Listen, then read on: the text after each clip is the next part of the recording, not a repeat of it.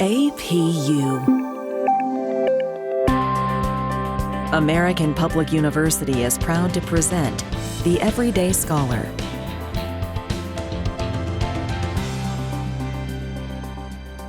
Welcome to the podcast.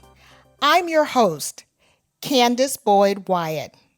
The goal of this podcast is to highlight our local heroes in our community who are champions of important issues affecting us all on a national and international scale, from the classroom to the meeting room to the boardroom.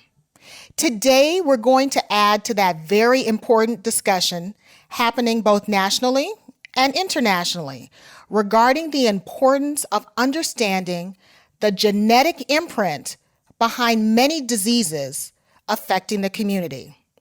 So today, I'm proud and honored to introduce Dr. Maurice Fluitt, who is a global speaker and also a biomedical scientist and educator. So today, Dr. Fluitt will talk about the importance of maintaining a healthy lifestyle during these trying times and the genetics of diabetes. Dr. Fluitt, welcome to the podcast, and thank you for joining me. Good morning, Dr. Boyd. Thank you for having me. It is certainly a pleasure to be here and share this morning on such an important topic of diabetes, genetics of diabetes, and even its context in our current society and culture. So thank you again for having me. The pleasure is all mine. So let's go ahead and start our discussion. There are so many critical conversations happening today that pertain to health. So you've been communicating the importance of health for several years, and I'm sure today's audience can benefit from you sharing your story. So can you start by telling us about yourself? Yes. So I am a mentor. I am an educator. I am a scientist, and most particularly, I am a geneticist. And so simply what that means is I study genes. I study the functions of genes and how they contribute to disease. My particular area of expertise is in type 2 diabetes. So understanding the genetic causes or the genetic underlying genetics of type 2 diabetes and really focusing in on how that affects, in particular, African Americans. It's a population that is most likely to be affected by type 2 diabetes. And of course, we know it's several components that contribute to that. You have the environmental piece, you have the genetic piece, and you have all of these sort of factors working together to create a perfect storm, as you will, or if you will, that leads to the development of type 2 diabetes over time. And so I landed on this journey, actually started in high school. I remember in 11th grade, we had to do a project on a disease, and my project of choice, ironically, was type 2 diabetes. And it really became a really special place or a really special niche for me because on my father's side of my family, many of his siblings actually have type 2 diabetes or have passed away from type 2 diabetes. My dad actually passed away from complications due to type 2 diabetes when I was in 11th grade. And so that kind of spearheaded this interest in wanting to know how a disease could really wreak such havoc on the body over time. And so no matter how you treat it, no matter how you manage it, it seemed like at that time, over time, it just progressively got worse. And so it really kind of made me curious in the sense of understanding the physiology and then also the genetic underlyings of type 2 diabetes. Wow, thank you so much. Thank you for sharing that. Now, some of our listeners might be novices when it comes to the medical world and the medical terminology. So I heard you say type 2 diabetes. Can you help us understand first, what's the difference between type 1 diabetes and type 2 diabetes? And then can you help us understand the concept of a genetic imprint? Yes. So there are two main types of diabetes. You have type 1 and you have type 2. Type 1, typically it is referred to as juvenile diabetes. And so it typically presents much earlier in life. It is where your body doesn't produce the hormone insulin. Insulin helps to regulate your blood sugar. So after you eat, normally your body is able to produce insulin to help your body sort of take up that glucose and utilize that glucose in a way that is healthy. And type 2 diabetes, your body produces insulin, but your body doesn't respond to insulin. So in the scientific or medical community, we call it insulin resistance. And so your body is able to produce insulin, but your body is not able to respond to insulin. And so later, eventually what happens, you exhaust this insulin production and your body doesn't make enough insulin. And so that's typically why people with both type 1 and type 2 end up on insulin. In regards to genetic imprint, that is a really exciting term that has really emerged over the last few years, really understanding, and it goes really to understanding the genetics of type 2 diabetes. But what it refers to is, in a sense, is what genes are responsible for type 2 diabetes or development of diabetes in general. And there are several genes that have been identified.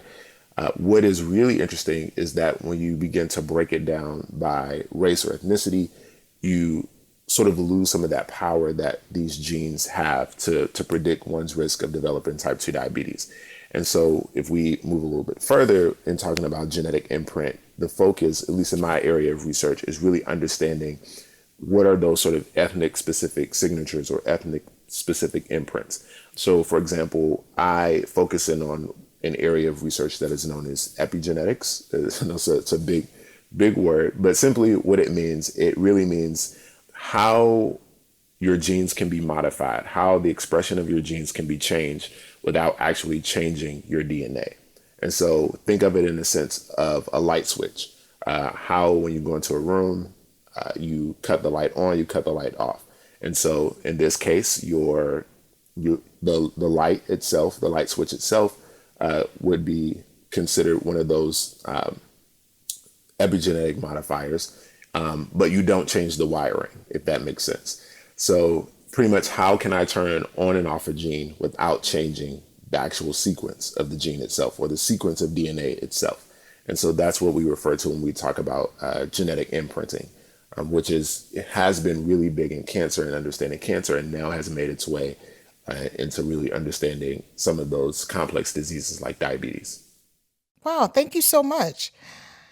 So in a perfect world, what training would be needed to help people succeed in becoming more versed in genetic imprinting? So I think in a perfect world, it really sort of starts early. And so we look at some of the middle school and high school science curriculum, really introducing this idea of genetics and really sort of at a most basic level, understanding genetic imprinting, but then also having people like myself or people, clinicians or established researchers who've done the work, who are familiar with the work, being able to go out into the community and sort of translate what it is that they've actually found or discovered or study in a way that it makes sense to the community. And so has always been one of the challenges with science, and especially the hard sciences, is being able to effectively communicate the work that we do to the community at large. How does it impact the community at large? One of my mentors always shares with me, you have to understand that we're brokers of the work that we do, and we have the responsibility to communicate the work that we do to the people that we serve. And so they may not understand, what it is that we're saying. So we have to find creative means and creative ways to be able to successfully communicate to them what it is that we do.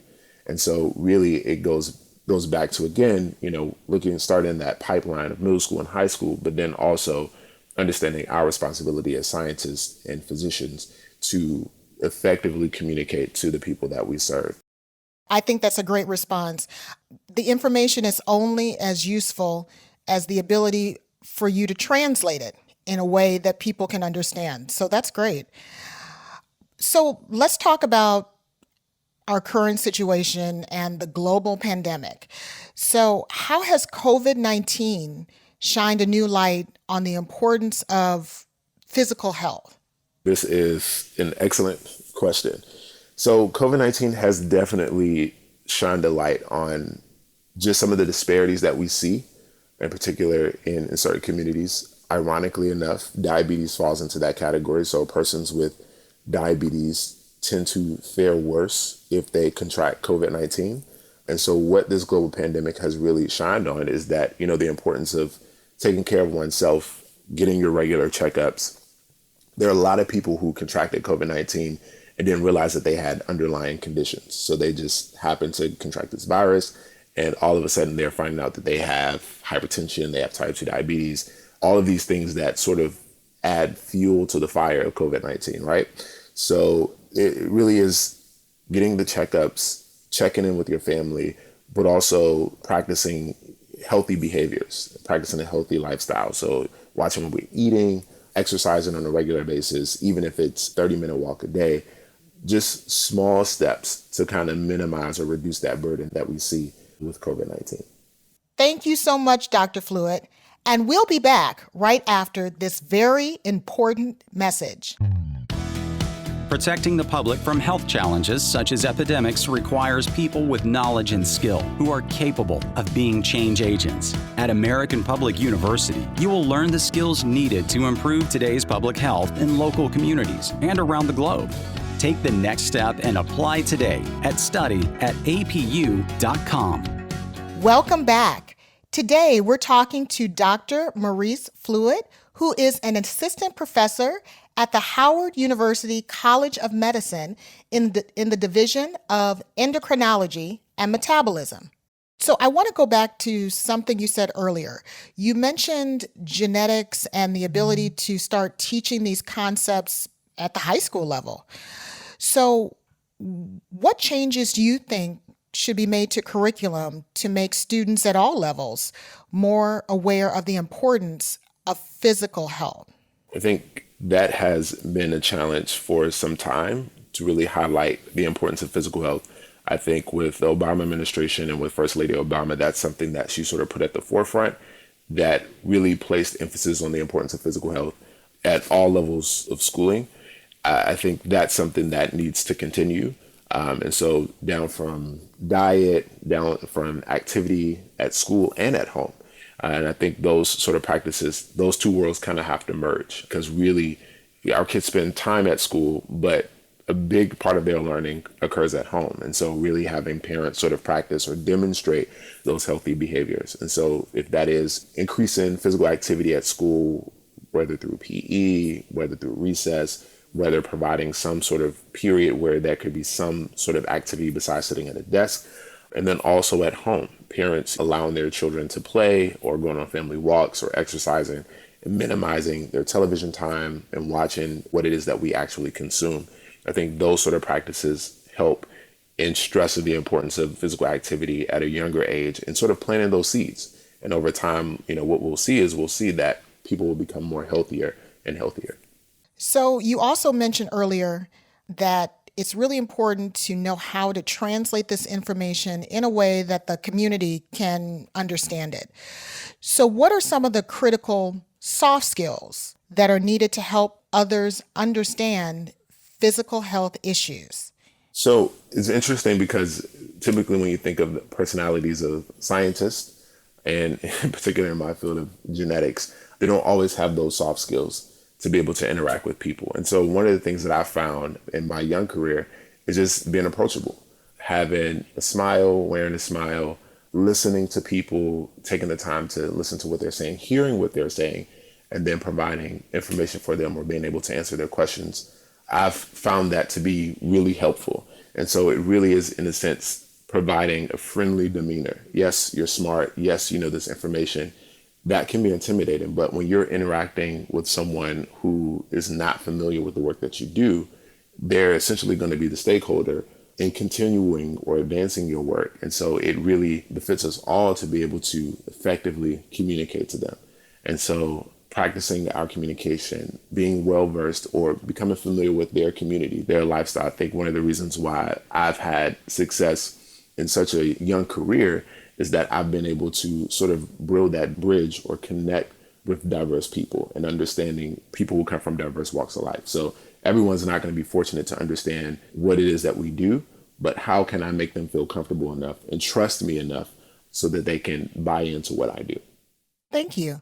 So I wanted to talk about preconceived notions, because as you mentioned before, some people may say, oh, I don't look sick.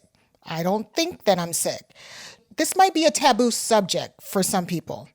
So what are some inherent biases that you've encountered? And then how would you suggest one identifies them and addresses these issues when it pertains to physical health?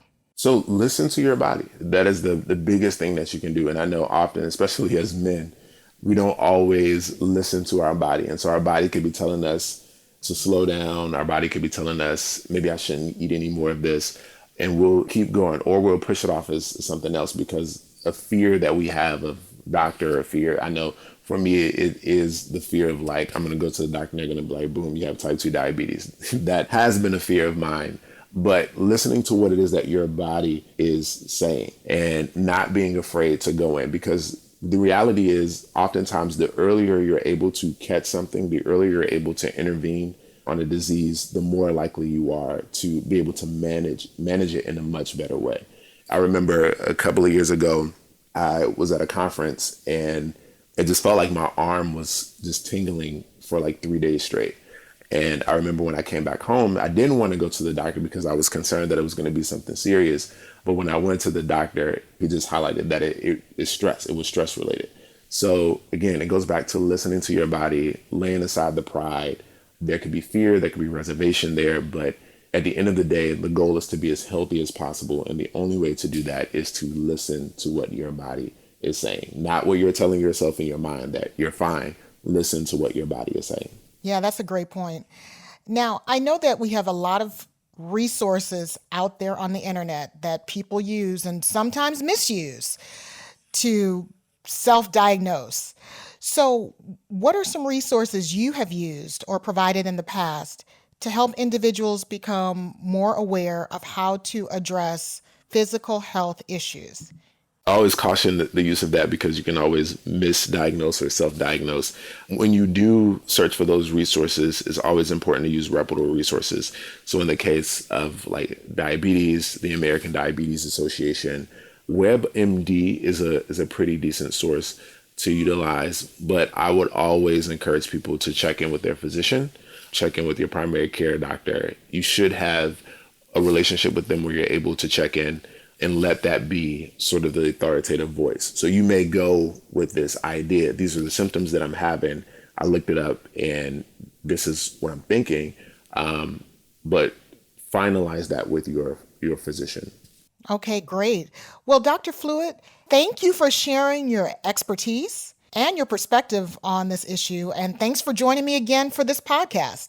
Thank you for having me. And thank you to our listeners for joining us. So you can learn more about these topics and more by signing up for the bi-monthly newsletter. So until our next podcast, be well and be safe. For more information about our university, visit us at studyatapu.com. APU, American Public University.